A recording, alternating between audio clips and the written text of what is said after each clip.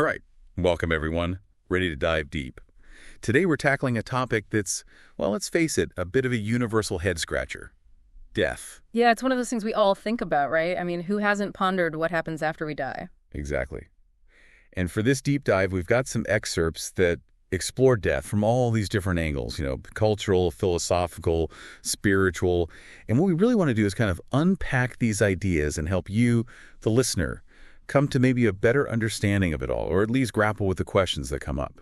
It's a big one, for sure. And what's really interesting to me is how these excerpts kind of highlight that tension between, like, our fear of death and also this deep curiosity we have about it. It's the ultimate mystery, right? An experience you can't exactly preview before you get there. It's true. I mean, we're all headed there eventually, but no one has a roadmap, right? And these excerpts, they don't shy away from that. They start by acknowledging the plain truth, which is that death is the end of our physical existence, at least as we know it. But then it throws in this curveball. It asks, what if consciousness doesn't actually end? What are your thoughts on that? Well, that question, it's kind of at the heart of so many philosophical and spiritual traditions, Right. right? And it's where science and spirituality often bump into each other. Science tends to focus on the biological aspects of death, the body shutting down. But the idea of consciousness persisting beyond that, well, that takes us into a whole other realm. Right. It's a big question. So let's talk about how different cultures view death. These excerpts talk about all these different beliefs about death, but can you give us some specific examples, like two cultures that see death in totally opposite ways? Yeah, totally. Let's compare, say, the ancient Egyptians with the traditional Tibetan Buddhist view.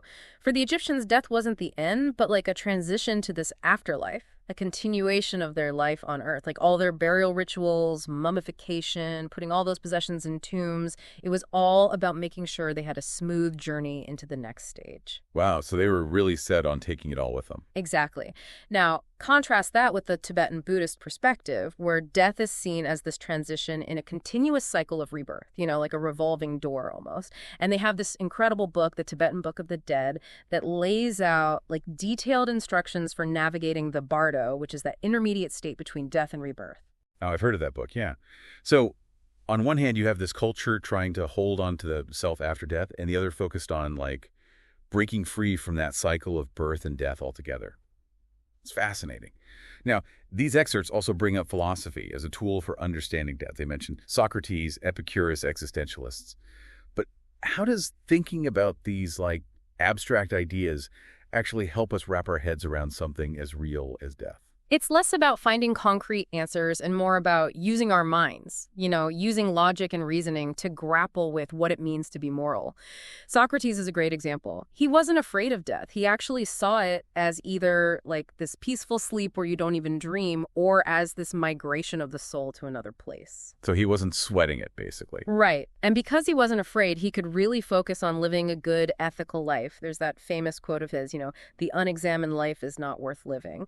And that really gets at the importance of self-reflection, which is a huge part of coming to terms with our mortality. It's true. And in a way, it shifts our focus from what happens after we die to how we live before we die, right? Now, these excerpts suggest something pretty surprising, that mindfulness meditation can help us face our fear of death. Honestly, that sounds a bit counterintuitive. How can focusing on the present moment prepare us for something that's, well, way in the future? Mindfulness is all about, like, really tuning into the reality of impermanence. It teaches you to just observe your thoughts and emotions, even the scary ones about death, without getting all caught up in them. So it's more about acceptance than, like, pushing those thoughts away. Right, exactly. And there's even this practice called death meditation, where you actually visualize your own death in really vivid detail. Whoa, that sounds intense. It can be, but it's not about being morbid or anything. The idea is to really drive home the preciousness of life and make you realize you don't have forever. It kind of lights a fire under you to really live. I can see that. And speaking of spiritual traditions, Buddhism seems to talk a lot about death and impermanence. Can you tell us a bit more about that? Yeah, in Buddhism, understanding impermanence is like key to reaching enlightenment. One of the Buddha's main teachings is that life is full of dukkha, which basically means suffering or dissatisfaction. And the Buddha said that we suffer because we're always clinging to things that are temporary, like our youth, our possessions, even our lives. Makes sense. We're all trying to hold on to things we can't keep forever. Right. And so, by accepting that everything is impermanent, even ourselves, Buddhism says we can break free from that cycle of clinging and find true peace. So it's more about letting go than holding on. That's a powerful idea. And this deep dive isn't just a theoretical exploration, right? The excerpts really challenge us to look inward and reflect on our own beliefs about death.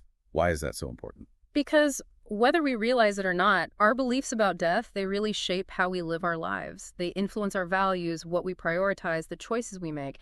So by really examining those beliefs, we can start living more authentically, a life that truly aligns with what matters most to us. I like that, living with intention. And I love how these excerpts end by focusing on legacy, on the impact we leave behind. It's not just about our own journey, but how that journey affects others. Absolutely. When we think about our legacy, it can motivate us to live a life of purpose, a life that contributes something meaningful to the world. It shifts the focus from fearing the end to actively creating something that will live on after we're gone. It's about making our mark. So we've covered a lot today, from different cultural viewpoints to philosophical questions to personal reflection. It's clear that seeking enlightenment about death, it's not a one-and-done kind of thing. It's an ongoing journey of exploration. And it's a journey that can lead to some really powerful insights, not just about death, but about life itself. Absolutely. And as we wrap up this deep dive, we will leave you with something to think about. Considering everything we've discussed, what does living a truly meaningful life look like to you? What kind of legacy do you want to leave behind?